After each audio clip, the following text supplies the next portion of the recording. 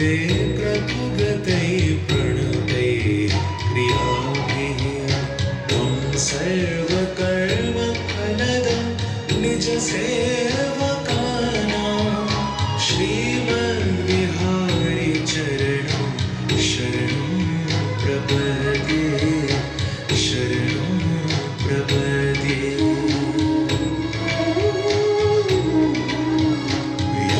मानसे सुमतयो यतयो निधाय सद्यो जहुः सहृदया हृदयान्धकारम् तं चन्द्रमण्डलनखावलि दीप्यमानं श्रीमद्विहारि चरणं शरणं प्रपद्ये शरणं प्रपद्ये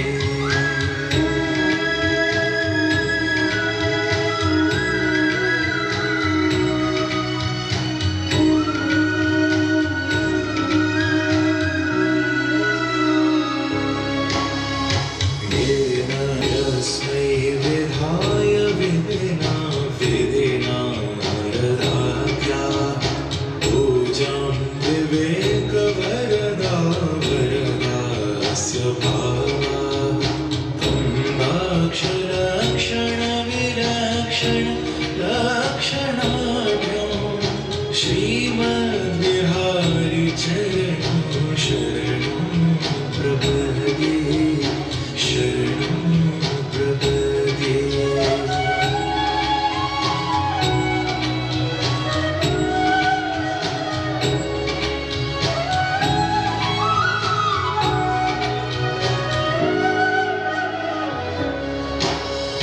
यस्मात् सुखैकसदनान् मदनारिमुख्या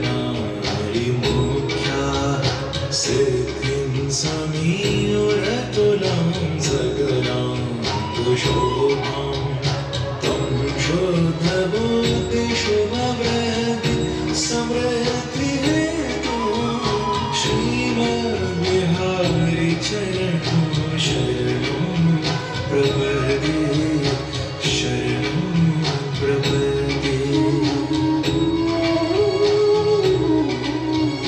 यस्य प्रबलवरदस्य प्रसादतस्य तापत्रयापहरणं शरणं गतानां तं नीलनीरजनिभजनि भजनाय श्रीमद्विहारि चरणं शरणं प्रपद्ये शरणं प्रपद्ये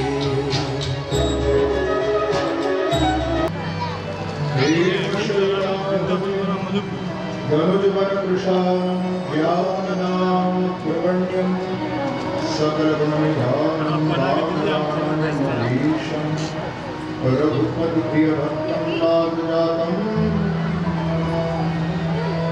नारायणं नमस्कृत्य नरं चैव नरोत्तमं देवीं सरस्वतीं व्यासं ततो जयमुदीरये मंगलं भगवान् विष्णु मंगलं गरुडध्वज मंगलं पुंडरीकाक्ष मंगलाय हरि हरे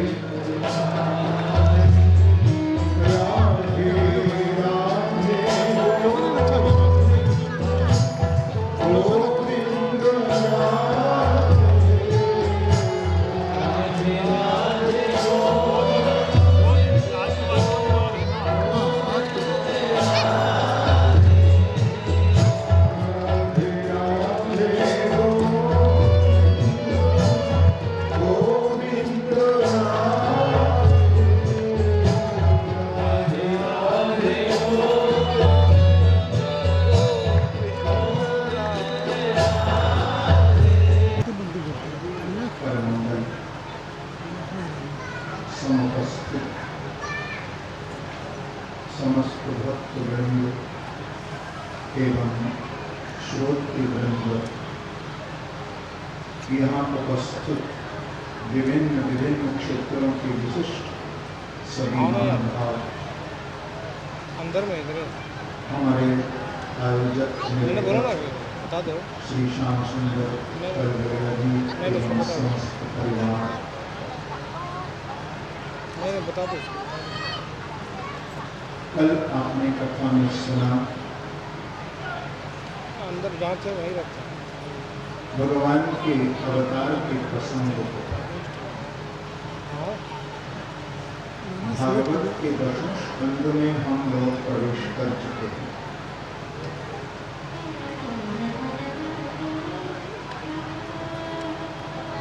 जिसमें भगवान की 3 लीलाओं का दर्शन कराया। ये जो दशम स्कंद है, ये भगवान का हृदय है, हार्ट है, कृष्ण।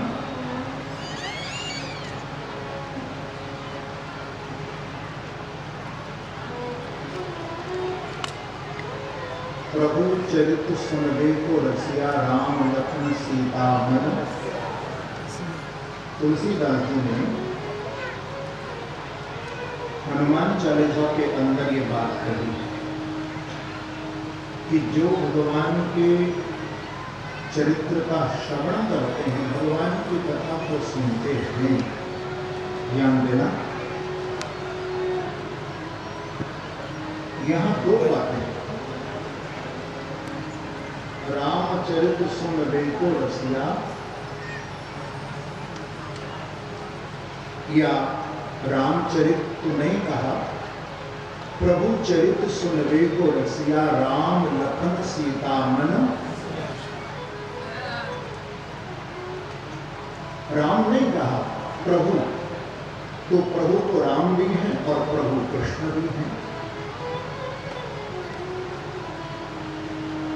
तो प्रभु के जो चरित्रों का श्रवण करते हैं, भगवान के गुणों का जो श्रवण करते हैं, अब 2 बातें हैं,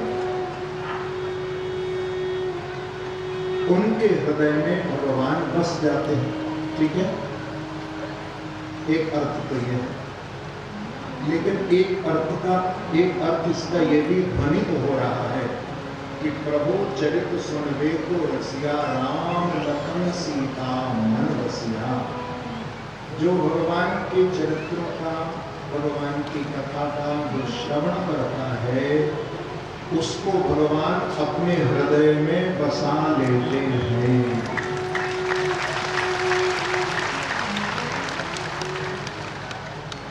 उसके लिए अपना हृदय खोल देते हैं, अपना हार्ट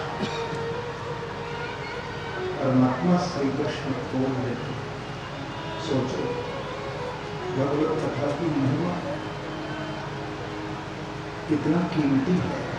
प्रभु का नाम, प्रभु की कथा, प्रभु का नाम, रूप, लीला, धाम, परिकर, कितना महत्वपूर्ण हमारे जीवन का अंग। सोचो, ये 3 लीलाएं हैं, ब्रज लीला, मथुरा लीला, द्वारिका लीला। ब्रज की जो लीला है वो भक्ति प्रधान लीला है, मथुरा की ज्ञान प्रधान लीला है, और द्वारिका की भगवान कृष्ण की जो लीला है वो वैराग्य प्रधान है।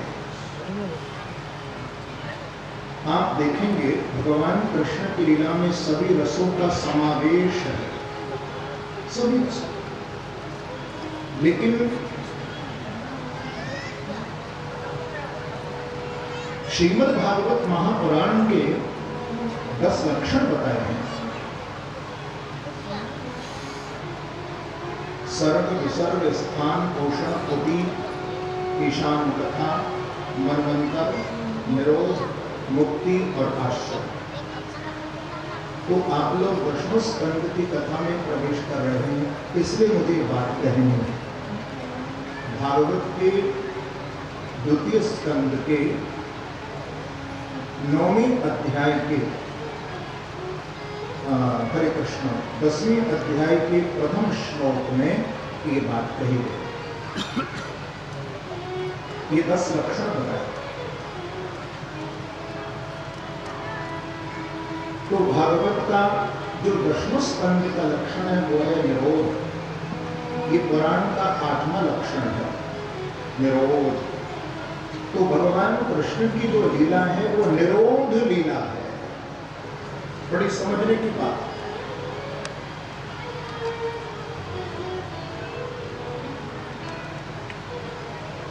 क्योंकि हमारे मन में बहुत भटकाव है। आज का युवा तो बहुत भटक रहा है और मैं बहुत अधिकार के साथ व्यास गद्दी से कह सकता हूं कि जो भगवत कथा का आश्रय मैं तो कहा करता हूं कि आज के युवा को अध्यात्म से जुड़ने की जरूरत है। भगवत कथा, भगवत सत्संग। मन में बहुत भटकाव। मैं देख रहा हूं कि आज युवा पीढ़ी को, युवाओं को रोगों से भी ग्रसित हो रहे हैं। अनेक प्रकार के नशे की ओर जा रहे हैं तनाव से मुक्त होने के लिए, लेकिन उतना ही तनाव में, स्ट्रेस में। क्यों? इसलिए कि हम अध्यात्म से, भगवत कथा से, भगवत सत्संग से दूर। घर में भी चर्चा कहाँ होती है। मैं तो कहा करता हूं कि भाई परिवार में जब थोड़ी देर आप बैठे, कभी कभी माहौल परिवार का कुछ मन नहीं मिलते हैं, विचार नहीं मिलते हैं, लेकिन मैं तो कहता हूं कि भगवान के नाम और भगवान की महिमा बड़ी अद्भुत है। कि प्रयास हमें यही करना चाहिए कि एक समय बैठ कर के सब प्रभु का एक भजन ही गाएं, स्ट्रेस लेस पर बैठे तो सही। थोड़ा प्रयास तो करिए प्रभु के चरणों में बैठे।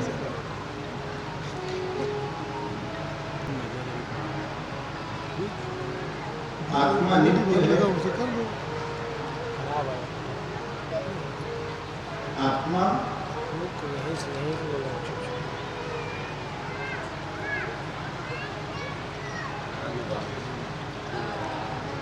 भागवत में तो आत्म तत्व का बड़ा सुंदर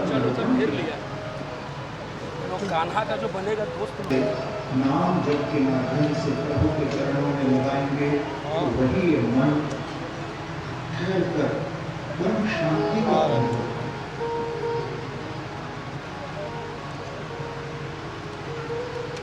देखिए, कल आपने सुना था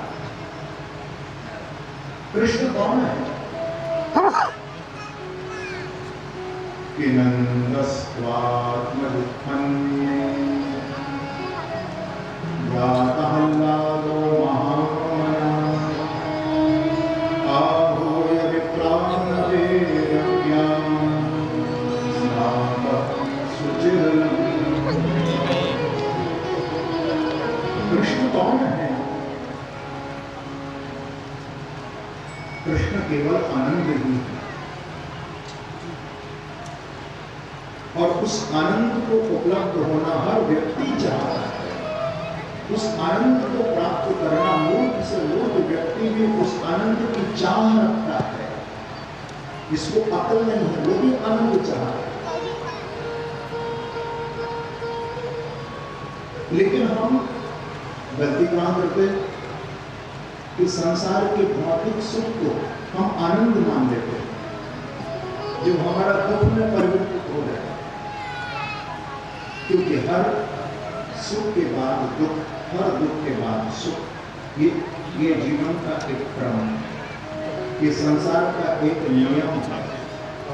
लेकिन जब सुख और दुख से ऊपर आनंद में भगवत कथा, भगवत ध्यान, भगवत चिंतन के द्वारा जब ये जीव पहुंच जाता है, तो आनंद में पहुंचने के बाद फिर आनंद से कभी उसका बिछोड़ नहीं होता, वो आनंद में ही रहता।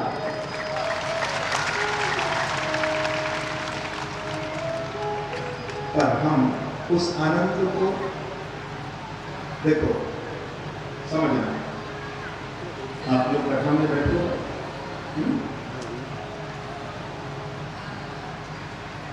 अब कथा को सुनकर के आपको जागतिक सुख प्राप्त नहीं हो रहा। जागतिक सुख का अर्थ है संसार का सुख। अब आप सोचिए, यहाँ पर कोई आपको पैसा, गहना, ज्वेलरी कोई दे रहा है, आप बैठ करके कथा की तो सुन रहे हैं। कोई आपको कुछ संसार के भौतिक वस्तुएं के यहाँ बांटी नहीं जा रही है, आनंद में हो रहे थे। क्यों? क्या आप खिलौने बाजार से नहीं ला सकते थे? क्या आप मिठाई टॉफी बाजार से नहीं खरीद सकते थे? अरे बाजार में भी तो मिठाई मिलती है, खिलौने मिलते हैं, कपड़े, सब कुछ तो मिलता है। पर हम कल कितने लालच होकर के हम खिलौने लूट रहे थे, हम ट्रॉफी लूट रहे थे। क्यों? क्योंकि वो मिठाई नहीं थी, वो खिलौने नहीं थे, वो टॉफियां नहीं थी, वो व्यास दर्दी से आपको आनंद लुटाया जा रहा था। वो आनंद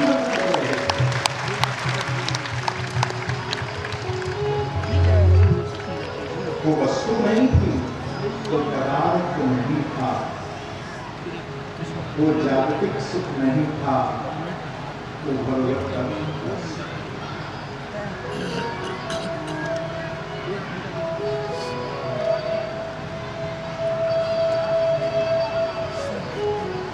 दिक्कत हो रहा है। आप जब कथा से उठ करके जाते हैं तो आप देखना, आप बहुत देर तक आपका मन शांत रहेगा। पर कभी कभी मैं देखा करता हूँ कि हमारे मन के साथ कोई और छेड़छाड़ नहीं करता, हम स्वयं अपने मन के साथ छेड़छाड़ करते हैं। प्रेम से कहिए श्री राधे। बड़ी ध्यान देना, आपका मन शांत है, लेकिन आपने ही फिजूली बातें घर में फोन पर बस करने लगे, तो जितना आप फिजूली बातें शुरू हो गई, बस मन शांत होगा।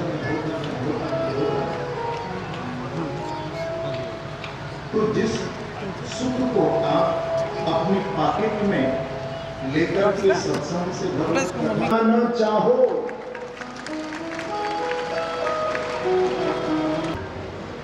एक भगवत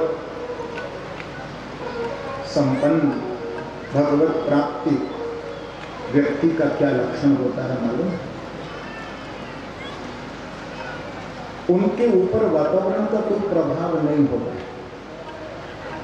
एक बार एक व्यापारी जो कि हीरों का व्यापार करता है राजा के पास गया, और राजा को उसने 2 हीरे दिए और कहा, क्योंकि दोनों एक से ही लग रहे थे, एक से चमक, एक से आकृति, और कहा कि इसमें से यदि कोई पहचान करके बता दे आपके दरबार में कि कौन नकली है और कौन असली है, तो मैं उसको असली हीरा दे दूंगा।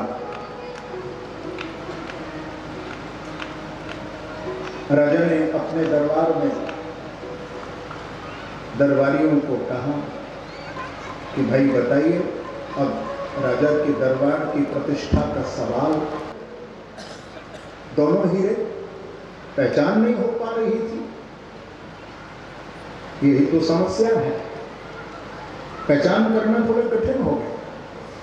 लेकिन राजा के दरबार में एक अंधा व्यक्ति वो उठ करके राजा के पास आया। उसने कहा, महाराज अभी मैं बता देता हूं कौन असली है। उसने झट दोनों हीरे अपने हाथ में लिए और लेकर के तुरंत बता दिया कि राजा साहब, ये जो मेरे सीधे हाथ में हीरा है, ये असली हीरा है।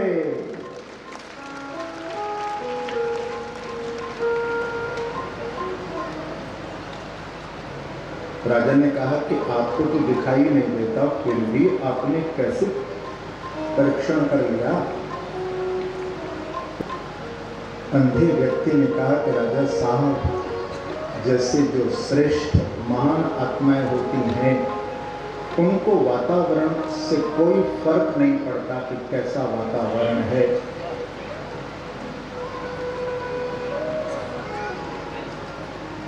वो ऐसा नहीं कि गर्म में गर्म हो जाते हैं और ठंडे में ठंडे हो जाते हैं। जैसे वो हैं वैसे ही अपने स्वरूप में स्थित रहते हैं।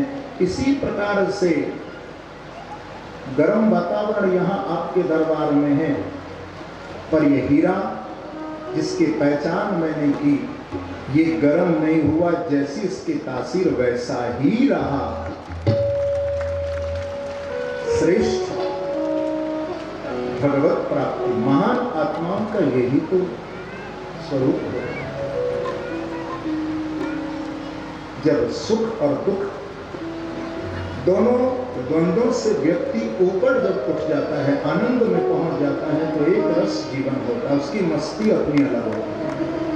नंद का अर्थ है जो दूसरे को खुशी दे, जो दूसरे को प्रसन्नता दे, उसको कहते हैं नंद बाबा। और यशोदा उसको कहते हैं जो दूसरे को सम्मान देती है, दूसरे को यश देती है।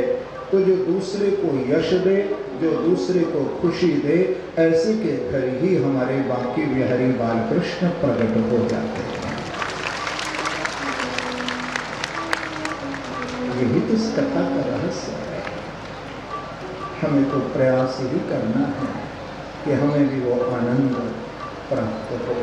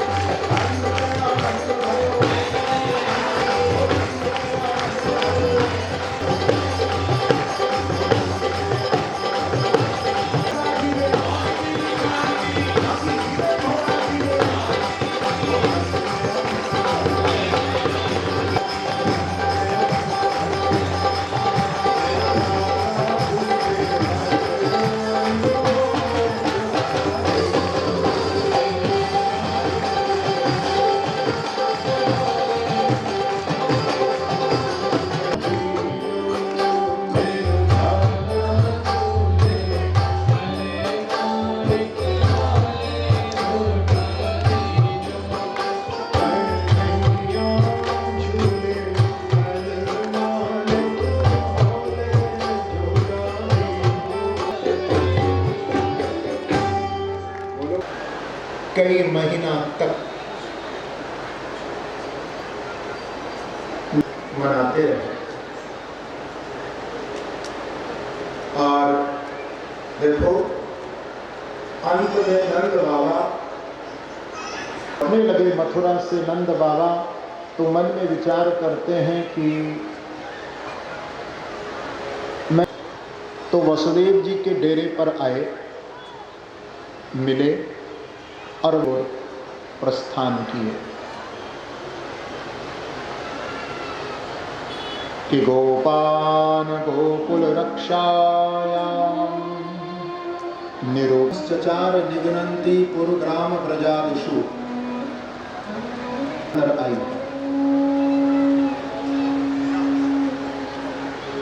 बड़ी गहरी कथा है, क्योंकि आज लाला की छठी पूजी जा रही थी, शहनाइयां बज रही थी,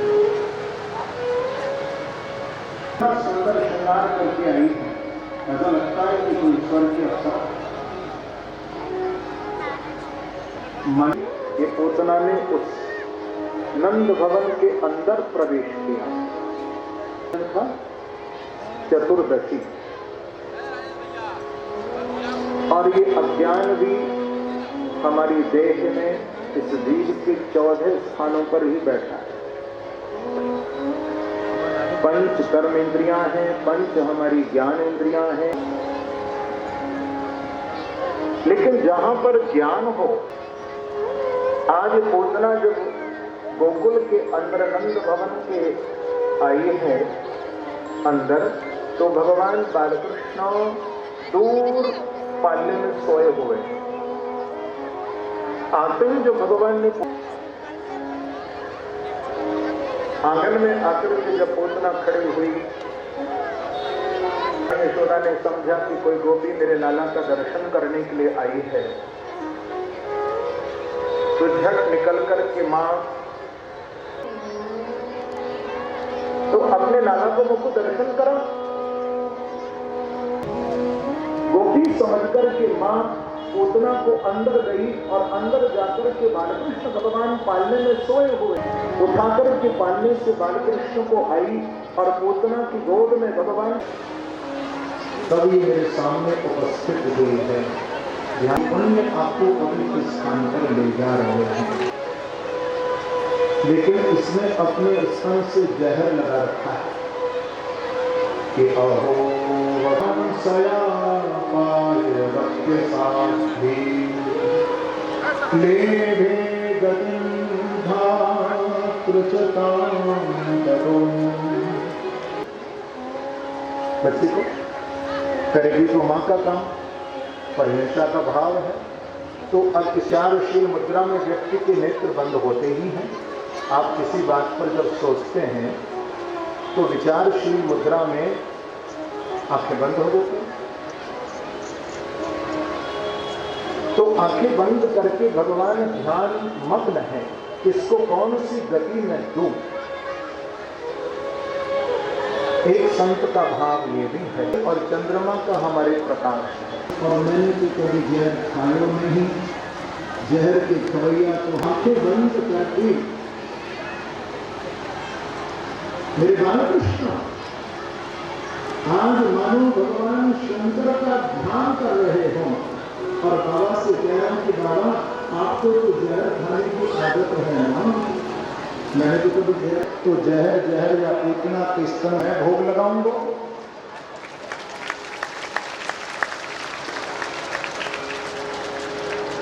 तो आंखें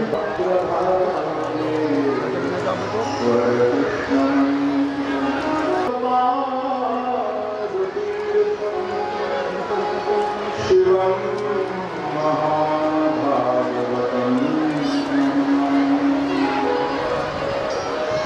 तो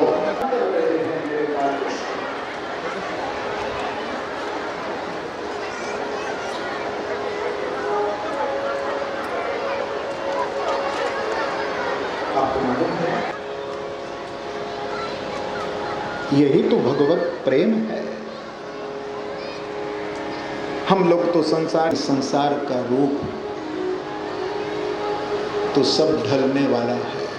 दिने नवम नवम क्या कहा? दिने दिने नवम नवम, माने संसार के लोग सब बूढ़े होते जा रहे, वृद्ध होते जा रहे, सब आयु बढ़ती जा रही है, लेकिन मेरे बाकी बिहारी को तो जब उनकी चरणों पे पंच महाभूत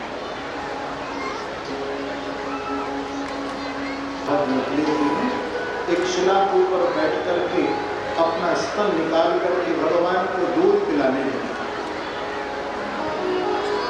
पहले तो हमारे बालकृष्ण चक्कर की भैया दूध पियो, जब दूध पीकर के तृप्त रह गए, तब भगवान पूतना के प्राणों को खींचने लगे, ये बोलने लगे, चीखने लगे, और आकाश में लेकर के भगवान को उड़ गए, विशाल रूप धारण कर लिया। निष्पीड्यमाना किल जीवमर्मणि विवर्तनेत्रे चरणौ भुजौ प्रस्वन्निगात्रा क्षिपति गुरो सा मुंच मुंच। दो बार कहा, मां बन करके आई है ना, काम तो मां का ही किया था ना, क्योंकि जब पूतना को प्रभु ने मोक्ष दिया, क्योंकि आज उतना भगवान को कह रहे सामुंच मंचान अमृत प्रभाष से आप मुक्त करो। भगवान ने पूछा तो तीसरा मेरा लोक कौन सा है? तो पूतना ने कहा कि तीसरा आपका जो लोक है वो गोलोक धाम है, जिसका गीता में आपने चर्चा की है ना, तद्धाम परमं मम। एक बार जो आपको उस पर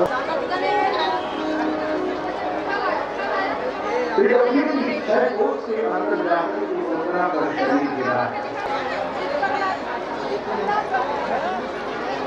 जिसने जीव जंतु पशु पक्षी पूतना के नीचे आए, कंकर के मरने पड़े, बड़ा माँ की गोद में प्रदान किया। मैया ने लाला को गोद में लिया और गोद में लेकर के शयन करा दिया। हम लोग अग्नि संस्कार किया। तो राजा परीक्षित ने सुखदेव जी महाराज के चरण कमल में प्रणाम करके कहा कि गुरुदेव, आपको बड़ी मीठी कथा सुना रहे हैं, आपका जैसा कौन हो? जब इस देह को जलाया गया, नंद बाबा सब गोपों के साथ मिलकर के आपस में वार्तालाप करते बोले कि अभी लाला 6 दिन के हैं, छठी पूजन हो रही है, और इतने बड़े या बैलगाड़ी को कैसे तोड़कर के पटक देंगे? अभी तो हरे कृष्ण 81 दिन के हुए, इतनी बड़ी बैलगाड़ी को कैसे तोड़कर के पटक देंगे? पर किसी भी गोप को, किसी भी ग्वाल को इस बात का विश्वास नहीं हुआ। भैया ये लीला तो बड़ी अद्भुत है।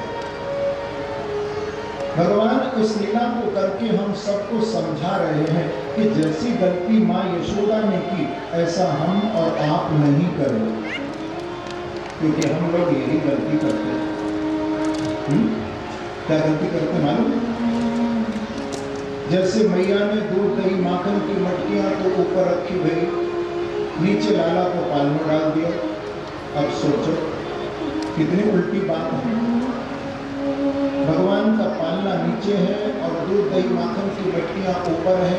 दूध दही माखन की मटकियों का मतलब है संसार के भोग। हम भोगों को, संसार के सुखों को इतना ऊंचा, इतनी प्रधानता दे देते हैं कि अपने प्रभु को हम गौण कर देते हैं, छोटा कर देते हैं। हमारी दृष्टि में ईश्वर के लिए उतना महत्व नहीं होता जितना हम संसार की और संसार की वस्तुओं को महत्व देते हैं।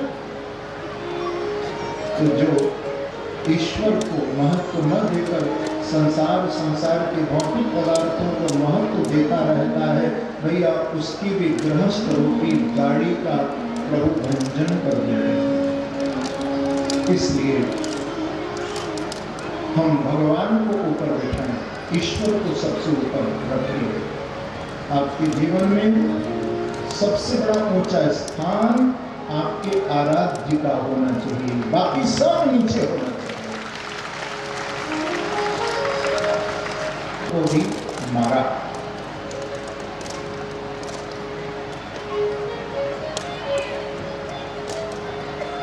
इधर कंस की आज्ञा से, कंस से, क्योंकि ये यदुवंश के कुल गुरु हैं श्री गर्गाचार्य महाराज, जब ये वसुदेव जी के पास मथुरा में गए तो वसुदेव जी ने एकांत में इनको प्रणाम करके कहा कि गुरुदेव आप गोकुल में जाओ और गोकुल में जाकर के आप नंद के लाला का नामकरण करें।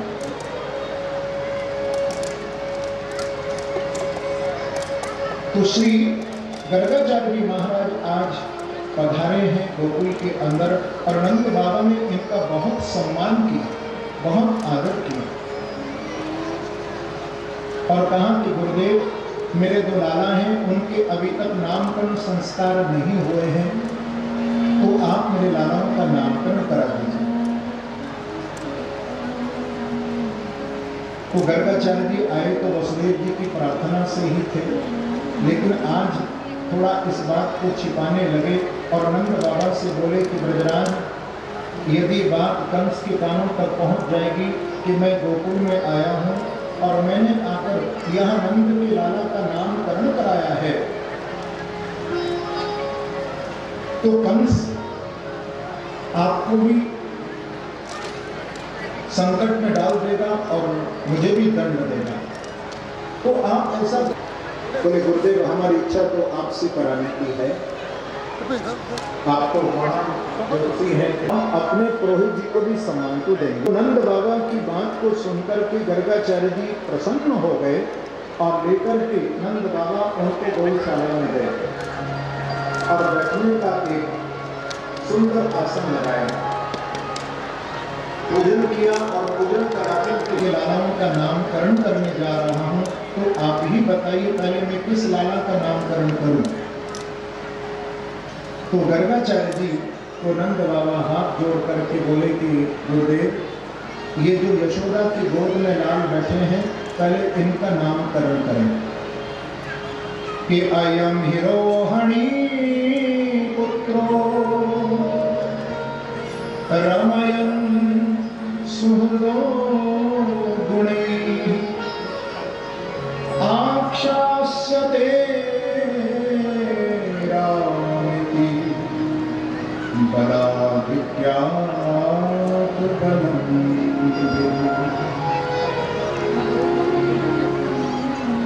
नंद बैठे तो ये यशोदा की गोद में है, परंतु यशोदा को लाला नहीं है, ये रोहिणी को लाना है।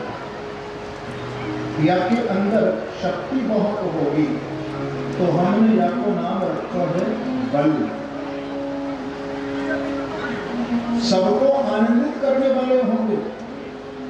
तो दूसरा इनका नाम एक राम भी होगा और एक नाम इनका और भी पड़ेगा। क्या नाम पड़ेगा? संकर्षण। और चौथा इनका नाम होगा रोहिणेय, क्योंकि रोहिणी के लाला हैं, इसलिए इनका नाम रोहिणी भी होगा। गर्गाचार्य जी ने कहा कि आप ये चार नाम नोट कर लो, बल, राम, संकर्षण, रोहिणी, ये बलराम जी के चार नाम हैं।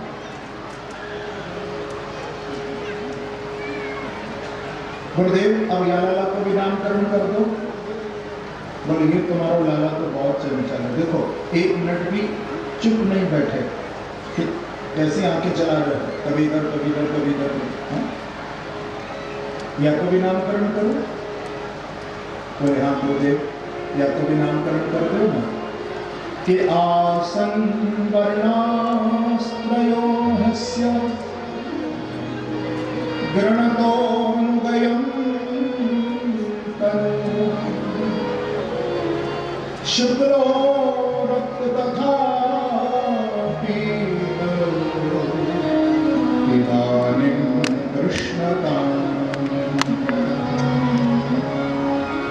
देखो नंद बाबा ये बैठे तो मैया रोहिणी की गोद में है और रोहिणी के पुत्र नहीं है, ये यशोदा के लाला है।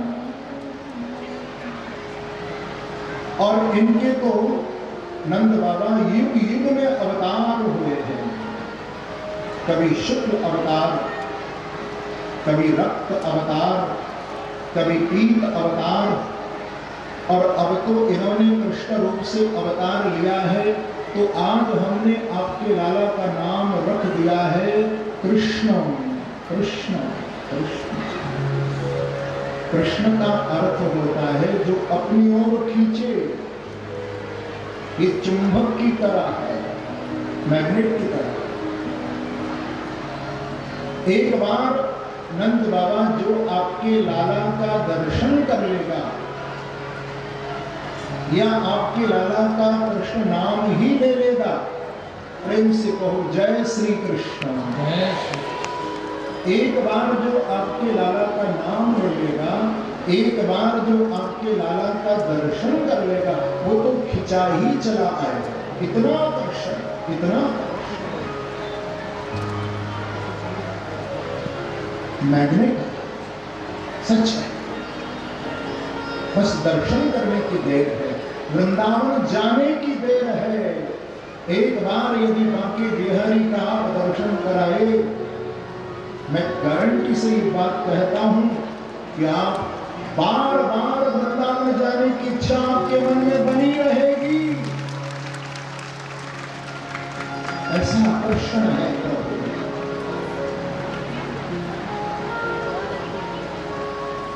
ऐसा खिंचाव।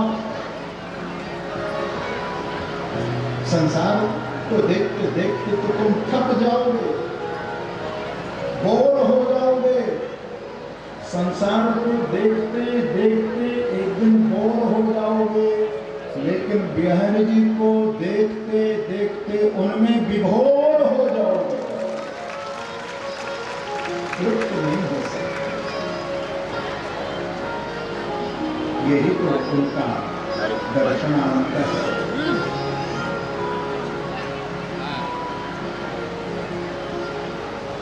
आज नामकरण संस्कार गुरुदेव ने किया, दक्षिणा देकर के गुरुदेव को विदाई दी।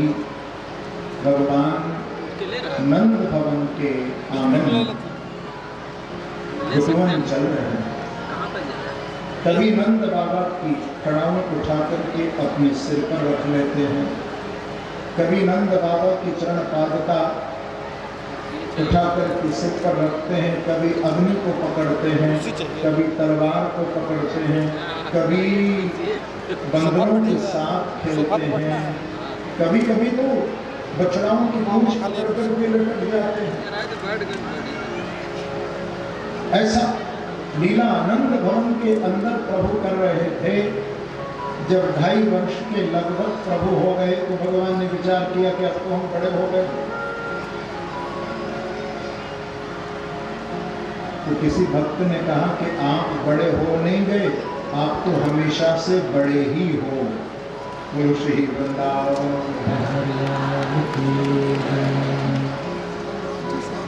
अणोरणीयाम महतो नहीं है। आप तो छोटे से छोटे हैं और बड़े से, आपसे बड़ा कौन हो सकता है प्रभु? सोचो, भगवान से बड़ा कौन है? भगवान ने विचार किया कि अब तो कोई अपनी नई लीला का शुभारंभ करना ही चाहिए, जिसको करने के लिए मैं आया हूँ इस गोकुल में। बोले कौन सी लीला? बोले जिस लीला को दर्शन करने के लिए ब्रजवासी तड़पते हैं, गोपियां इंतजार कर रही हैं। बोले कौन सी लीला है ऐसी? बोले माखन चोरी लीला। ये माखन क्या है? अब बहुत से जो मूढ़ लोग हैं,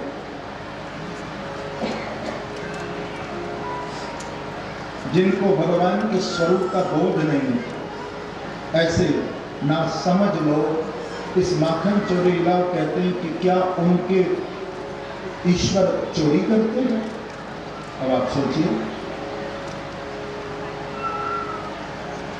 क्या आप घर में चोर को चुराने के लिए वस्तु रखते हैं या आप घर में ताला लगाते हैं? अरे भाई, हम तो घर में जब निकलते भी हैं तो सारा प्रबंध करके निकलते हैं, कोई घटना ना हो जाए। हाँ, लेकिन गोपियां तो अपने घर में माखन रखती हैं कि हमारे घर में आए और माखन चुराए। और अब सोचो, और बुलाती हैं कि आओ, तो आएंगे नहीं? प्रेम से बोलो श्री राधे। लेकिन दूसरा इसका एक और भाव कि भगवान ने माखन चोरी लीला जो की है ब्रज में 2.5 वर्ष की अवस्था से प्रारंभ की थी, लगभग 2.5 वर्ष से थोड़ा 2 वर्ष की, लगभग 1.5 वर्ष में घर में माखन चोरी प्रारंभ की। फिर प्रभु बाहर निकले, तो जब प्रभु ने माखन चोरी की और माखन चोरी करके प्रभु ने ये बताया हम सबको, क्योंकि ब्रज के जो लोग थे ना, वो दूध दही माखन गोपियां ग्वालवाल ब्रजवासी मथुरा जाकर के बेच देते थे पैसा कमाने के लिए, जो धनाढ्य लोग थे। भगवान ने मन में सोचा कि भाई, इस दूध दही माखन पर अधिकार तो इन ब्रजवासियों का है, इन वनवासियों का है, लेकिन ये शहर में जाकर के पैसा की प्राप्ति के लिए बेच देते हैं और मेरे बाल बाल भूखे रह जाते हैं, इनको दूध नहीं मिलता, इनको माखन नहीं मिलता, पौष्टिक आहार नहीं मिलता। तो भगवान ने विचार किया कि इनको यदि ऐसे समझाया जाएगा तो ये नहीं मानेंगे, क्योंकि पैसे का लोभ व्यक्ति में होता ही है। तो भगवान ने लीला कर दी, माखन चोरी लीला करके प्रभु क्या करते थे? स्वयं नहीं खाते थे भगवान, दूध दही माखन अपने उन ग्वाल वालों को जो कमजोर थे, दीनहीन निर्धन जो ग्वाल बाल, उनको प्रभु माखन अपने हाथों से खिलाते थे और उनको पुष्ट करते थे। उनको पुष्ट करने का अर्थ है धर्म को मजबूत करना। और मथुरा में जब ये दूध दही माखन अगर जाएगा तो मथुरा में कंस के अनुयायी इस दूध दही माखन को खरीदेंगे और उनको पुष्ट करने का अर्थ है कि पाप का बढ़ना, अत्याचार का बढ़ना, अन्याय का बढ़ना। तो भगवान ने इस लीला के माध्यम से दूध दही माखन ब्रज से बाहर न जाए, तो लीला के माध्यम से रोक ही लगा दी। इसलिए प्रभु एक ये लीला ब्रज में कर रहे हैं। माखन क्या है? संत हृदय नवनीत समाना। एक अर्थ और है, संत और भक्त का जो हृदय है वो माखन की तरह होता है, कोमल। तो भगवान माखन नहीं चुराते, भगवान तो भक्त के हृदय में जो भाव है उस भाव को ग्रहण करते हैं। देखिए, भगवान की क्रिया में भेद आपको नजर आएगा। उनका अनुग्रह जो है ना, बड़ा अटपटा है। भगवान का अनुग्रह बड़ा अटपटा है, लेकिन उनकी क्रिया में तो आपको भेद नजर आएगा, पर उनके भाव में ठाकुर की कोई भेद नहीं आपको दिखाई देगा। याद रखना, यदि गंभीरता से इस लीला पर विचार करेंगे तो भाव में कोई भेद प्रभु के नहीं है। भगवान भावग्राही हैं। इसलिए भगवान इस लीला को जब करने लगे तो आइए हम भी उस लीला में थोड़ा प्रवेश करें। लेकिन गोपियां तो बुला रही हैं लाला को। और आप लोग भी बुलाइए। आज मेरे अंगना में आओ नंदलाल, आओ गोपाल, दर्शन की प्यासी मैया।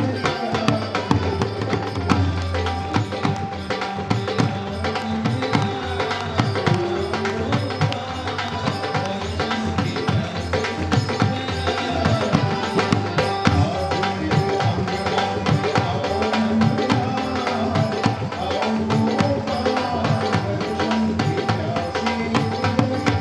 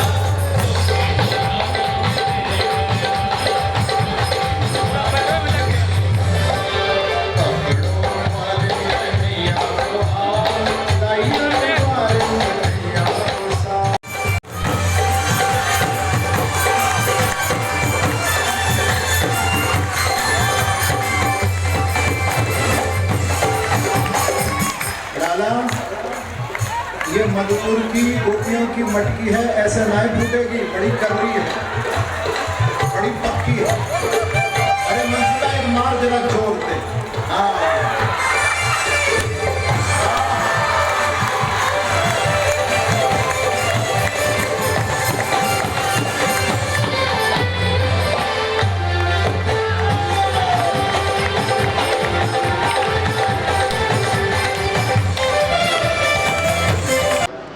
बोलो दामोदर भगवान की। दाम माने डोरी, रस्सी, और उदर माने पेट। मैया ने लाला को पेट से डोरी बांधी थी तो भगवान का नाम पड़ा दामोदर। भगवान ने उस यमुनादि के वृक्ष जो कि नल कुंवर मणिग्रीव कुबेर के दो बेटा थे, उनको नारद जी के शाप से जो वृक्ष योनि में पड़े थे उनका उद्धार किया। इन्होंने भगवान को प्रणाम करके कहा कि वाणी गुणान कथने श्रवणौ कथायाम हस्तौ चकर नसो मनस्तव पादयोर्न। भगवान को प्रणाम। भगवान नल कुंवर मणिग्रीव दोनों पर कृपा बरसाकर 2.5 वर्ष की अवस्था में ये सब लीला के उपरांत फिर भगवान वृंदावन की ओर चले, वृद्ध की ओर, जिसमें भगवान नंद गांव में आकर के विश्राम की, क्योंकि कंस का आतंक बहुत था। तो गोकुल को छोड़कर के नंद गांव में आए, और जब से प्रभु नंद गांव में पधारे थे तब से भगवान ने अपना नई लीला का शुभारंभ किया, बछड़ा चराना। पर यहाँ भी कंस ने पीछे नहीं छोड़ा, अपने अनुयायियों को वत्सासुर के रूप में बछड़ा बन करके आया। भगवान ने वत्सासुर को मारा, फिर भी चैन नहीं पड़ा कंस को, तो अघासुर को भेजा। महान सर्प अजगर के रूप में आया।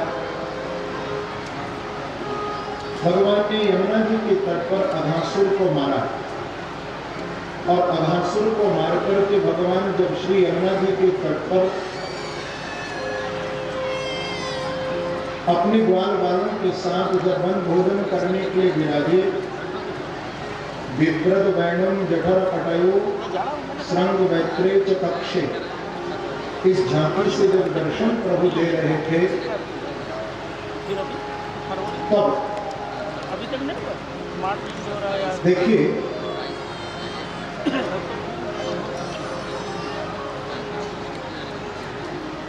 ग्वाल वालों के साथ बैठकर के वन भोजन कृष्ण कर रहे थे। जात पात सबको भेदभाव को मिटा करके प्रभु उन ग्वाल वालों के साथ भोजन कर रहे थे। कौन बड़ा कौन छोटा, कोई भेद नहीं। ब्रह्मा ने जब इस लीला का दर्शन किया तो उनको इस लीला का दर्शन करके मन में बड़ा आश्चर्य हुआ, ये कैसा ब्रह्म है, ये तो ब्रजवासियों की जूठन खा रहा है, ये कैसी लीला हो रही है। तो ब्रह्म की लीला में ब्रह्मा जी को शंका हो गई, और ब्रह्म की परीक्षा करने के लिए ब्रह्मा जी ने क्या किया मालूम है? जितने बछड़ा वन में चल रहे थे ब्रह्मा जी ने सबको गायब कर दिया, ब्रह्मलोक में ले गए। जब भोजन पूरा हुआ, देखने के लिए भगवान अपने बछड़ाओं को जब आए तो ब्रह्मा जी ने पीछे से ग्वाल वालों को भी अंतर्धान कर दिया। ब्रह्मा जी की इस कृत्य को देखकर के भगवान समझ गए कि सब करतूत इस ब्रह्मा की है। तो और मोहित करने के लिए ब्रह्मा जी को जितने बछड़ा, जितने ग्वाल वाल, उतने ही प्रभु ने रूप धारण कर लिए।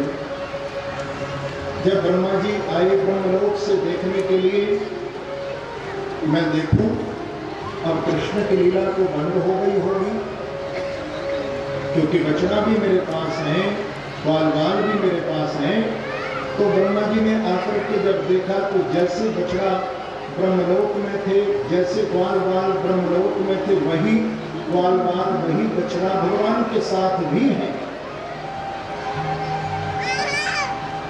ब्रह्मा जी को मोहित करने के लिए देखिए भगवान ने ब्रज में नई सृष्टि बना दी, क्योंकि ब्रह्मा जी को पहले ही भगवान कह चुके थे कि तुम अभिमान मत करना कि सृष्टि की रचना करने वाला मैं हूं। फिर देख लो, यदि तुझे अपनी सृष्टि का अभिमान हो गया तो मैं नई सृष्टि बना देता हूं। भगवान ने फिर सृष्टि खड़ी कर दी। ब्रह्मा जी समझ गए। एकांत में श्री यमुना जी के तट पर जब भगवान खड़े थे, कोई नहीं था भगवान के पास, तो ब्रह्मा जी को मौका मिल गया क्षमा मांगने का,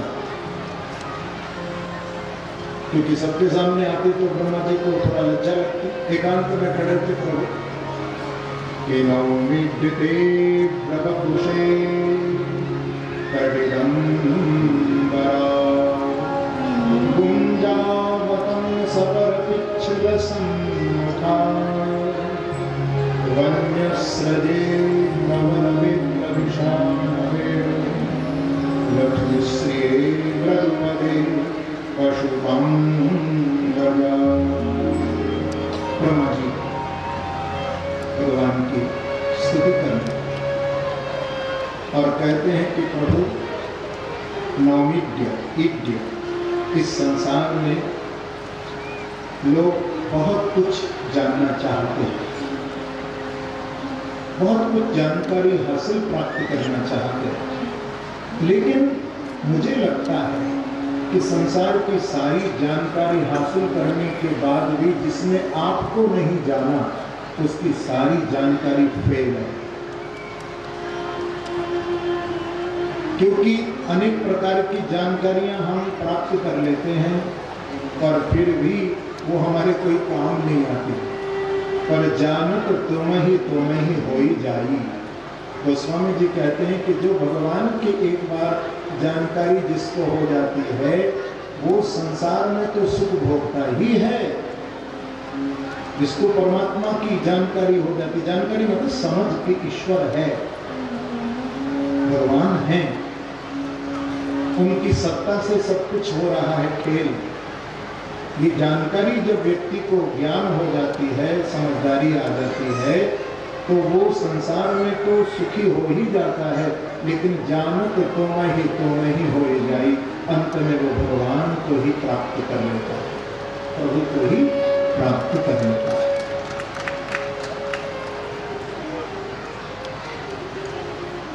तो आप सोचिए समझदारी किसमें है। हम भगवान को जान लेंगे ना तो हमको संसार में भी सुख मिलेगा और संसार के सुख के साथ साथ हमें प्रभु भी मिल जाएंगे। दोनों हाथ में लड्डू हैं, उनको भी जानो थोड़ा। बुढ़ापा आ गया लेकिन उनको जानने की हमने कभी कोशिश नहीं की। संसार के लिए सब कुछ किया लेकिन फिर भी अंत में रोना ही रहा। सोचो, तो उनको जानना है कि श्रेयस्मृतिं भक्तिं दश्यते विभो दृश्यन्ते केवलबोधलब्धये। ब्रह्मा जी कहते हैं कि आपकी जानकारी के लिए, आपको समझने के लिए यदि कोई कल्याणकारी मार्ग है तो मुझे समझ में अब आ गया वो प्रेम का मार्ग है, वो भक्ति का मार्ग। श्रेय श्रुतिं भक्तिं दश्यते विभो। हे विभो, प्रभु मुझे समझ आ गई, पर मैंने जो आपकी गलती की है, आपकी लीला में जो मैंने विघ्न डाला है, आप मुझे क्षमा कर दीजिए। मेरे से बहुत बड़ी गलती है। कैसे क्षमा करें? तो ब्रह्मा जी ने कहा कि जैसे गर्भस्थ शिशु को मां क्षमा कर देती है, पेट में मैया के बच्चा होता है तो अंदर लात मारता है माँ को, तो माँ उसके सभी अपराध को क्षमा कर देती है ना। तो अब ब्रह्मा जी को समझ आ गई कि संपूर्ण जो ब्रह्मांड है ये भगवान के पेट में रखा। इस ब्रह्मांड में मैं परमात्मा का छोटा सा एक बालक हूं, एक बच्चा हूं। ब्रह्मा जी कह रहे हैं तो जैसे गर्भस्थ शिशु माँ की लात मारता है पेट में, लेकिन गर्भस्थ शिशु के अपराध को माँ क्षमा कर देती है, इसी प्रकार से हे ब्रह्मा, हे मेरे प्रभु, आप मुझे भी अपना बालक समझ करके क्षमा कर दे, क्षमा कि अहो भाग्यमो भाग्यम नंद गोप व्रजोतसा यन्मित्रं परमानंदं पूर्णं ब्रह्म सनातनं। ब्रह्मा जी कहते हैं कि मैं इन ब्रजवासियों के चरणों में भी प्रणाम करता हूं, जिनके अंदर आपके लिए कितना सुंदर भाव है। आपको ये अपना मित्र, आपको अपना सखा कह रहे हैं, कितना प्यारा भाव इनके हृदय में आपके लिए है प्रभु। मैं भी आपसे यही प्रार्थना करता हूँ। ब्रह्मा जी कहते हैं कि अब की बार यदि इस संसार में मेरा जन्म हो, सृष्टि की रचना करने वाला कह रहा है, अब की बार यदि संसार में मेरा जन्म हो तो कहीं और मुझे जन्म नहीं देना, मुझे इस ब्रज में ही प्रभु आप जन्म दे देना। बस इतनी कृपा की।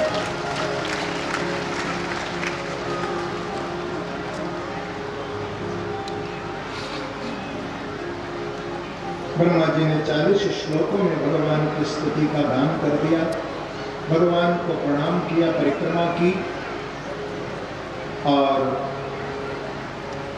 ब्रह्मा जी वहां से पधारे। भगवान ने पौगंड अवस्था में प्रवेश किया। लगभग 5.5 वर्ष की भगवान की आयु हो गई और भगवान ने गोचारण का शुभारंभ किया। लेकिन यहाँ भी देखिए, कंस ने पीछा नहीं छोड़ा, बहन का सुराया प्रभु ने मारा, गर्दभ के रूप में आया। ये गोचरण की लीला में प्रभु ने लीला की है। इसी प्रकार से एक दिन यमुना जी के तट पर भगवान जब गौएं चराने के लिए गए थे तो वहां भी प्रभु ने देखा कि ग्वाल बालक ने जब यमुना जी ने पानी पिया तो सबके सब बेहोश हो गए। गौओं ने पानी पिया तो वो भी मूर्छित हो गए। केवलो कि दूषताम कृष्णाम कृष्ण कृष्णहीना विभु। मन में कृष्ण बोले कि हमारी गौएं भी मूर्छित पड़ी हैं, हमारे ग्वाल बाल भी सब बेहोश पड़े हैं, ये पानी में कुछ है। तो भगवान समझ गए कि काली नाग के कारण यमुना जी का पानी, ये जल खराब हो गया, तो मुझे यमुना का प्रदूषण हटाना है, यमुना को प्रदूषण मुक्त करना है। तो भगवान संकल्प लेकर के सभी ग्वाल बाल और गौओं को जीवित करके पुनः आए घर। और एक दिन बलराम जी महाराज का जन्म नक्षत्र है, जन्मदिन था।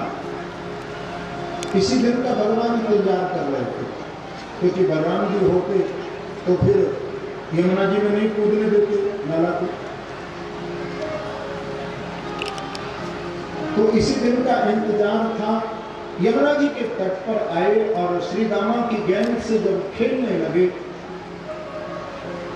और खेलने में भगवान ने यमुना जी में वो गेंद फेंक दी।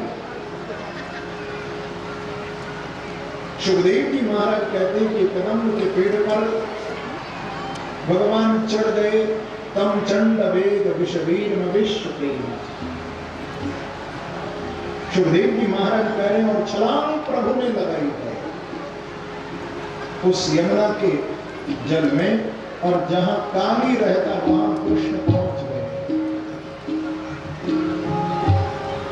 काली तो सो रहा है, नागिन जाग रही है, वार्तालाप हो रहा है, बड़ा मीठा हमारे पूज्य बड़े गुरुदेव के द्वारा ये रचित बड़ा सुंदर गाया करते हैं।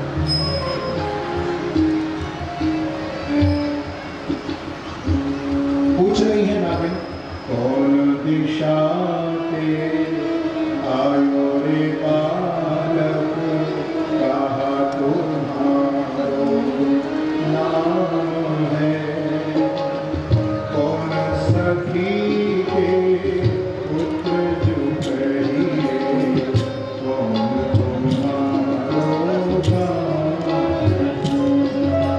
भगवान बोले, पूर्व दिशा ते आयो रे नागिन, कृष्ण हमारो नाम है, मात यशोदा पिता नंद जो, गोकुल हमारो गाँव। भारत फिर आप क्यों बोले? हमारे पति गाड़ी सोए हुए हैं, उनके उठने से पूर्व चले जाओ। ले बालक कर हार माला, सवा लाख की बोलियां, इतनों ले घर जाओ रे बालक, नाग सेनों में चोरियां।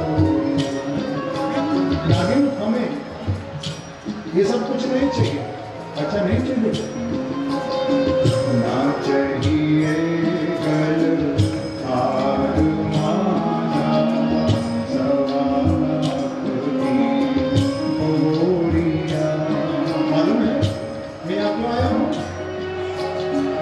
मात यशोदा कहीं दिलों में तेरे, नाम की करूँ मैं डोरियां, तेरे नाम की करूँ मैं डोरियां।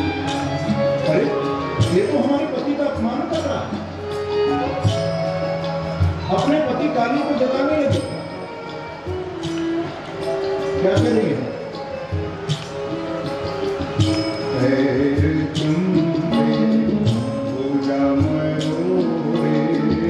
नागिन नाग जगानिया, उठो उठो बल पंथ योधा, बालक नाथन आए। जोशना काली फुंकार मार्ग की ताली जुटाई, और चारों ओर भगवान कृष्ण की निपट गए।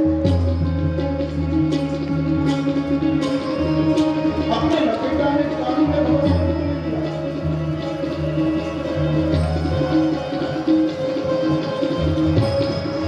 एक क्षण को तो हमारे कन्हैया मूर्छित हो गए, तत्क्षण भगवान को क्योंकि लीला कर रहे बड़े लीलाधारी, उसी समय भगवान को होश आया और अपने शरीर को फुलाना शुरू किया। इतना शरीर फुला दिया, काली की नस नस चटकने लगी।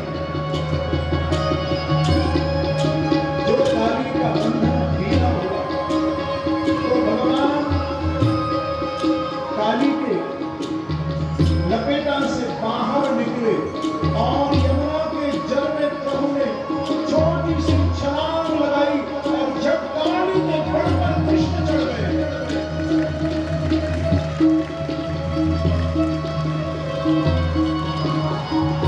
जिस फल को काली फुंकार मार रहा है, भगवान अपना चरण कमल उठा बोली, काली के फल पर प्रणाम कर रहे। काली की नाक, काली की आंख से रक्त बम हो रहा है। सुखदेव जी महाराज कह रहे हैं कि परीक्षित, ऐसा लगता है कि मानो कोई भक्त रक्त पुष्प भगवान के चरण कमल में चढ़ा रहा हो। काली लंबी लंबी श्वास भर रहा है। न्यायो ही दंडा, कृतकिल विशिष्णस्तवावतार खल निग्रहान। नागिन अपने अपने बच्चों को लेकर के दौड़ी दौड़ी भगवान के चरणों में आई और गिर गई, प्रभु हमारे पति को आप जीवन दान दे दीजिए, जीवन दान दे दीजिए। भगवान ने काली की ओर देखा, काली लंबी लंबी श्वासें भर रहा। वयम खलाहा सहोत्पत्त्या तामसा दीर्घमन्यवः। काली भगवान को कहते हैं कि प्रभु हम तो जाति से ही खल हैं, दुष्ट हैं, अब जो भी आप हमें दंड देंगे हमको शिरोधारी। भगवान ने कहा कि काली बस इतना ही तुमको दंड हम दे रहे हैं कि तुम वृंदावन को छोड़ करके चले जाओ, वृंदावन में नहीं रहोगे। काली ने कहा कि यदि मैं वृंदावन से बाहर जाऊंगा तो गरुण मेरा भक्षण कर लेंगे। भगवान बोले अब तेरा गरुण कुछ नहीं बिगाड़ सकता, क्योंकि मेरे चरण चिन्ह तेरे मस्तक पर स्थापित हो चुके हैं, इसलिए अब गरुण तेरा कुछ नहीं बिगाड़ पाएगा। तो काली ने भगवान को प्रणाम किया और भगवान की आज्ञा से काली सीधे रमण द्वीप की ओर चले गए। सुखदेव जी महाराज कहते हैं कि परीक्षित भगवान काली को नाथ करके श्री कृष्ण यमुना जी से जब बाहर निकले तो सभी ग्वाल बाल ब्रजरानी यशोदा नंद बाबा गदगद हो गए और मैया ने दौड़ करके लाला को अपनी छाती से लगा लिया। ग्रीष्म ऋतु आई, फिर ग्रीष्म ऋतु के बाद वर्षा ऋतु आई, वर्षा ऋतु के बाद फिर ब्रज का स्वागत करने की शरद ऋतु आई और शरद ऋतु में 13 श्लोकों में भगवान का वेणु गीत गोपियों ने गाया।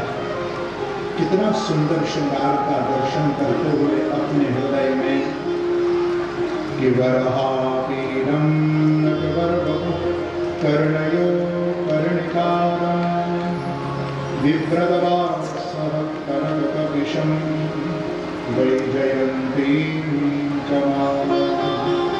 रन्ध्रान् वेणोरदंसुदया पूरयन् गोपवृन्दैः वृन्दारण्यं स्वपदरमणं प्राविशद्गीतगीतम्। इस झांकी का अंतःकरण में गोपियां ध्यान कर रही हैं कि अक्षरवतां फलमिदं न परं विदाम सक्षपशो ननु निवेशयतो हृदयस्य वक्रं प्रदेशसुतयो रन्वेण दुष्टं यैर्वा पीतुमनुरक्ततटा गोपी एक एक भाव को प्रभु के चरणों में उपस्थित कर रहे हैं। सुखदेव जी महाराज कहते हैं गोपियों ने कहा कि अक्षरवतां फलमिदं इदं फलम्। गोपियां कहती हैं कि यही, अरे आंख वालों, ये आंखें जो हमें मिली है ना, गोपियां बोल रही हैं, हम आंखें फाड़ फाड़ करके संसार को देखते हैं। तो एक बिल्ली भी देखती है, एक कुत्ता भी देखता है, वो भी तो आंखें खोले होता है, पर उन जीवों का देखना नहीं, उनको पता ही नहीं क्या हम देख रहे हैं। लेकिन इंसान का देखना है।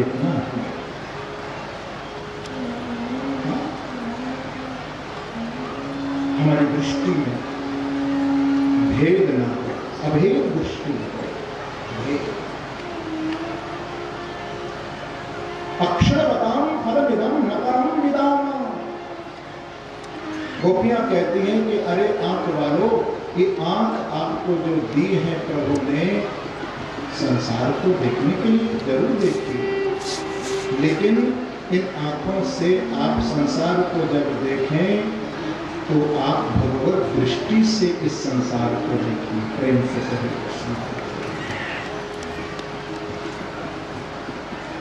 कहने का अभिप्राय कि बावरी वे अखियां जर जाए जो सांवरो छाण निहारत गोड़ो। वो आंखें जल जाएं, फूट जाएं। ये आंखें क्यों मिली? केवल संसार को या किसी को क्रोध से या किसी को डराने के लिए आंखें फाड़ फाड़ करके देखने के लिए नहीं मिली। गोपियाँ कहती हैं आंखों से कभी जाकर के तुम मंदिर में गोविंद का बाकी बिहारी का दर्शन भी तो कर लो प्यारे, उनका दर्शन भी तो कर लो, क्योंकि आंखों को प्राप्त करने का परम श्रेय तभी है, तब आप आंख वाले कहलाओगे जब इन नेत्रों से तुम कभी जाकर के उनके श्री विग्रह का भी दर्शन करो।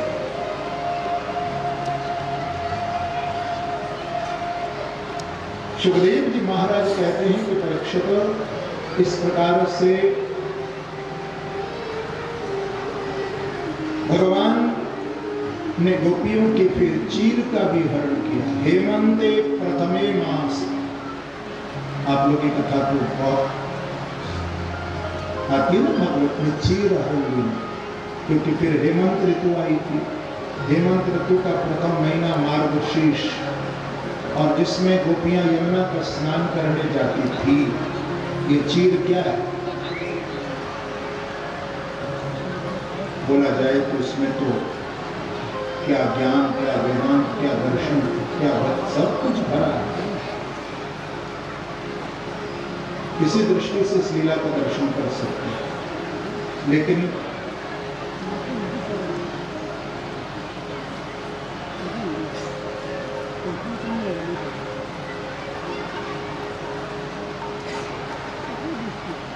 ये जीव है गोपी, और जीव रूपी गोपी पर जो वस्त्र है वो कौन सा वस्त्र है? वासना। भगवान ने गोपियों के वस्त्र का हरण किया है। ये वासना का वस्त्र उतार करके उनको फिर प्रभु ने उपासना की ओर भेजा है। उपासना, वासना को हटा करके प्रभु ने जो वस्त्र दिए तो उपासना प्रदान की। इस वासना को हटा करके भगवत भक्ति की उपासना भी थोड़ा करके देखिए तो आनंद है। न मैया वेशदधियाम काम कामाय कल्पते वर्जिता पतिता धाना प्रायो विजाय निश्यते। ये भगवान बोल रहे हैं। सुनिए, आप लोग बड़े प्रभुत्व हैं, लगता है मुझे, समझदार हैं बहुत, तो जरा समझिए कि क्योंकि कभी कभी लोग कथा में भी बैठ कर के समझना पड़ना तो कुछ होता नहीं। मैंने देखा है लोग प्रश्न बहुत करते हैं और उनके प्रश्न कभी खत्म ही नहीं होते। कभी कभी तो लोग मेरे पास आ जाते हैं, कहते हैं कि गुरु जी ये 20 लोगों से प्रश्न किया होगा लेकिन उनका प्रश्न ही कभी खत्म नहीं होता। प्रेम से बोलो श्री राम।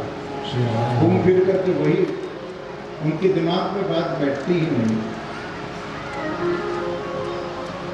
भगवान कह रहे हैं इस लीला के अंतिम श्लोक में, नमैया वेशदधियाम काम कामाय कल्पते। जैसे किसी बीज को आप जब भून देते हैं तो उसमें से अंकुरित होने की क्षमता समाप्त हो जाती है। इसी प्रकार से जब ये जीव परमात्मा की शरण में जाकर के जब ये भून जाता है, भून जाना तो निष्काम हो जाता है।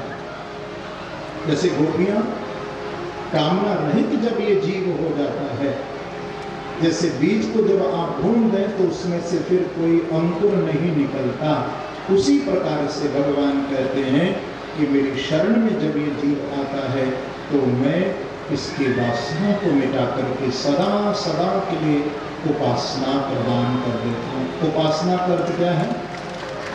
उप माने होता है समीप और वास माने होता है बैठना। वासना में भागता है जीव, भागता रहता। इंद्रियां ऐसे बैठने नहीं देती, भोगों की ओर ले जाती है। लेकिन उपासना में जब जाता है तब ये बैठता है और शांति को प्राप्त करता है। भगवान ने फिर यज्ञ पत्नियों पर कृपा की है और यज्ञ पत्नियों को पर कृपा करते हुए श्री सुखदेव जी महाराज कहते हैं कि भगवान जब नंद गांव में गैया चराते हुए लौटे थे ना, तो भगवान का नियम था, गाय चरा करके जब आते थे ना, तो दूर से ही प्रभु अपनी माँ को आवाज लगाते थे। पता है आपको क्या बोलते थे लाला हमारे? मैया हो मैया। क्या कहते थे? कहते थे मैया हो, अपनी माँ को आवाज लगाते थे। तो माँ जब देखती थी कि मेरे लाल आ गए हैं, मेरे बालकृष्ण आ गए हैं गौ में चरा करके, तो एकदम माँ भी दौड़ती ही दरवाजे पे, क्योंकि प्रतीक्षा तो पहले से ही करती रहती थी। कितना माँ का प्रेम और कितना लाला का मैया से प्रेम। भगवान कहते थे मैया हो मैया, तो माँ भी जोर से बोला करती थी कन्हैया हो। तो मैं कहूँगा आप भी भगवान को पुकारिए, न जाने कब आपकी पुकार को किस क्षण प्रभु स्वीकार कर ले। तो मैं कहूँगा मैया हो मैया, आप लोग बोलेंगे कन्हैया हो। अभी आपकी आवाज में थोड़ा चोरी है। क्या आपको शंका है हमारे कन्हैया नहीं है?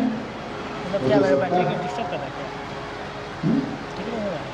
क्योंकि चोरी में आवाज धीरे निकलती है, चोरी की आवाज धीरे होती है, याद रखना। और जहां पर विश्वास होता है वहां पर जोर से व्यक्ति बोलता है। जैसे उदाहरण के लिए, यदि यहाँ किसी की कोई वस्तु गिर जाए, चश्मा हो, घड़ी हो, और मुझे लाकर के कोई दे और मुझे कहे कि आप अनाउंस कर दें कि जिसकी घड़ी हो वो आकर के ले जाए, मैं ऐसे घड़ी दिखाऊं, भाई जिसकी घड़ी है यहाँ गिर गई है वो ले जाओ, तो सभी की दृष्टि उस पर होगी। तो जिसकी घड़ी होगी वो एकदम पहले अपने हाथ को देखेगा, वो हाथ में उसकी घड़ी नहीं, घबराएगा, उसको दिखेगी तो मेरी घड़ी, वो एकदम जोर से कहेगा ये तो मेरी है। और किसी व्यक्ति के मन में थोड़ी सी भी पाप आ जाए कि भाई है तो कीमती, हमको ही मिल जाए, तो जिसकी घड़ी होगी वो तो जोर से बोलेगा, और जिसके मन में चोरी होगी वो जरा धीरे से कहेगा मेरी है। तो आपके मन में क्या चोरी है? भगवान आपके नहीं है क्या? जरा जोर से पुकारिए लाला को ना। मैं कहूँगा मैया हो मैया, आप लोग बोलेंगे मैया हो मैया, मैया हो कन्हैया, मैया हो मैया, कन्हैया हो कन्हैया। प्रभु ने सुना कि माँ ने तो मुझे आवाज लगा दी है, पर मेरे पिता नंद वो तो अभी भी अथाई पर बैठे हैं, फाइल जांच रहे हैं, देख रहे हैं, मेरी ओर देखते ही नहीं। तो अपने पिता को आवाज प्रभु लगाते थे और कहते थे बाबा हो बाबा। तो नंद बाबा भी उनको आवाज लगाते थे, कहते थे लाला हो लाला। तो मैं कहूँगा बाबा हो बाबा, आप लोग जोर से आवाज लगाएंगे लाला हो लाला, बाबा हो बाबा, लाला हो लाला, बाबा हो बाबा, लाला हो लाला। राधे राधे। राधे राधे, आप लोग बोलेंगे हरी हरी, राधे राधे, हरी हरी, राधे राधे। हरी हरी। ऐसे ही हम जब प्रभु को आवाज लगाते हैं तो एक न दिन उनके कान में हमारा तीन नंबर अवश्य पहुंचेगा, और आप देखना आपको भी उनकी आवाज सुनाई पड़ेगी। पीछे तो आ गया ये। उनको आवाज लगाइए तो सही ना। हाँ वही। आज भगवान ने देखा कि द्वार पर न तो मैया है न बाबा है, झटपट गौएं छोड़ करके अंदर गए, तो मैया भी अंदर रसोई में मिठाई बना रही है और बाबा नंद खड़े हैं रसोई के दरवाजे पर। बाबा आइए, सब नंदगांव में भी बड़ी तैयारियां हो रही हैं और मैया भी मिठाई बना रही है, तो कौन सा उत्सव मनाने जा रहे हैं ब्रजवासी? तो नंद बाबा ने कहा कि परजन्यो भगवान इंद्रो मेधास्तस्यात्ममूर्तय ते विवर्षन्ति भूतानां प्रीणनम जीवनम पया। लाला कन्हैया, हम सब ब्रजवासी भगवान इंद्र की पूजा करने की तैयारी कर रहे हैं। भगवान बोले घर में तो ये भगवान बैठे, ये दूसरे भगवान कहां से पैदा हो गए? इंद्र भगवान। तो भगवान ने कहा कि बाबा आप इंद्र की पूजा क्यों करते हैं? तो बता दिया कि इंद्र जल का देवता है और हम तो किसान हैं और किसान को पानी से तो प्यार होता ही, तो फसल जो हमें प्राप्त होती है उससे हम इंद्र की साल में पूजा कर लेते हैं। तो बाबा आपका मतलब तो फिर कहने का ये हुआ कि इंद्र हमें सुख देता है। बाबा नहीं, ये सुख दुख का दाता इंद्र नहीं है। तो लाला कौन है? बोले हमारे सुख और दुख जो जीवन में आ रहे हैं उसका दाता हमारा कर्म है। प्रेम से कहो श्री राम। कभी कोई नया खाता खोल लेता है तो कोई पुराना चलता, चल तो रहा ही। तो लोग कहते हैं कि जब हमको कर्म के अनुसार ही फल मिलना है तो फिर हम भगवान को क्यों भजें? देखिए एक प्रश्न आपके मन में भी हो सकता है, सुनिए जरा। यदि आप ये कहते हैं कि भाई हमको कर्म जैसा करेंगे वैसा फल मिलेगा, तो फिर इसमें हमें भगवान की जरूरत क्या है? हाँ, भगवान की सबसे बड़ी जरूरत है।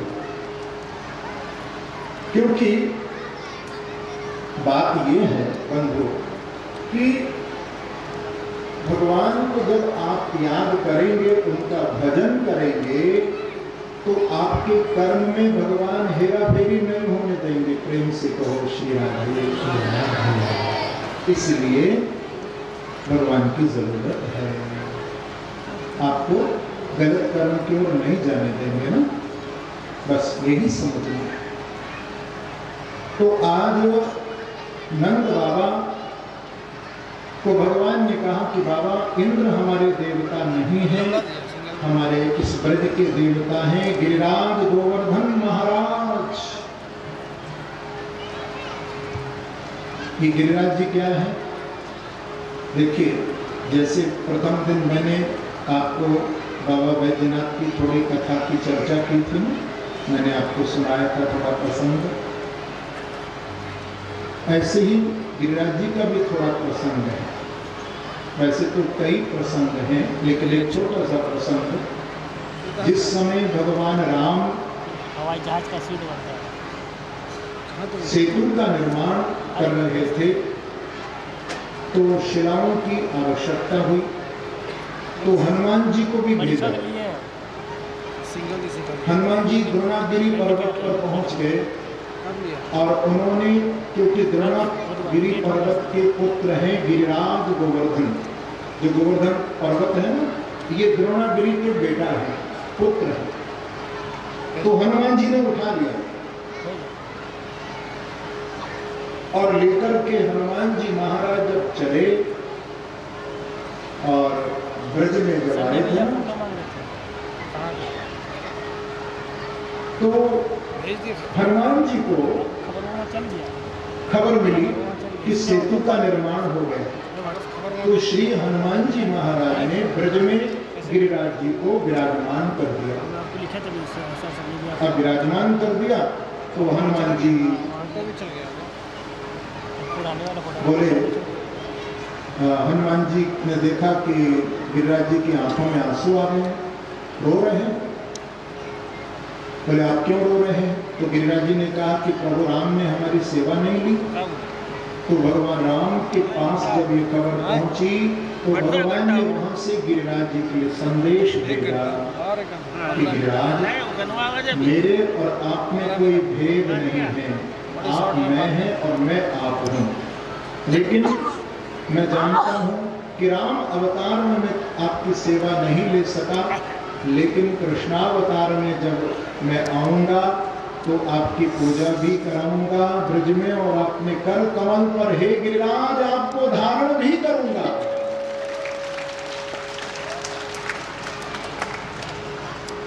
तो गिरिराज जी विराजमान है, साक्षात प्रभु का स्वरूप है। लीला में तो वो द्रोणागिरी पर्वत के बेटा हैं, लेकिन गिरिराज जी भगवान कृष्ण का ही स्वरूप है। काहे छक्का था सर? तो गिरिराज जी महाराज की पूजा की तैयारी शुरू हो गई और इंद्र की पूजा बंद कर दी। आइए हम लोग भी चलेंगे गोवर्धन गिरिराज जी की पूजा में।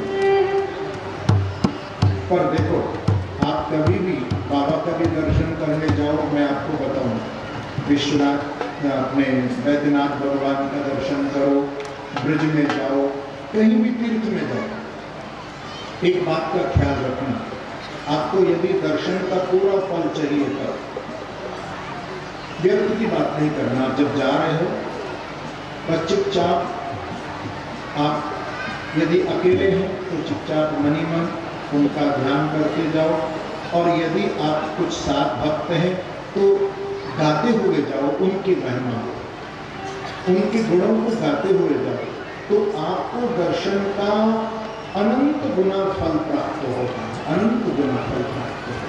कभी भी दर्शन करने जाओ, व्यर्थ की बातें मत करो। बिल्कुल, हमें दर्शन का फल क्यों नहीं मिलता? क्यों मंदिर में भी जाते हैं, सत्संग में भी जाते हैं, व्यर्थ की बातें करते हैं, और फिर हम कहते हैं हमें तो भगवान से कुछ मिला ही नहीं, दर्शन का कोई फल हुआ ही इसलिए नहीं मिलता कि हम आधे अधूरे जाते हैं। आप पूरे भगवान के ही बन करके जाइए तो आपको पूरा फल मिलेगा। तो आइए हम चले गोवर्धन, और ये मेरा बहुत प्रसिद्ध भाव है, वर्षों पुराना। भक्त लोग इस भाव को पूरे विश्व में गाते हैं, छोटी छोटी गैया और छोटे छोटे छोटों से मेलों। तो आज ब्रजवासी गाते हुए गोवर्धन जा रहे हैं, आइए हम भी चलें।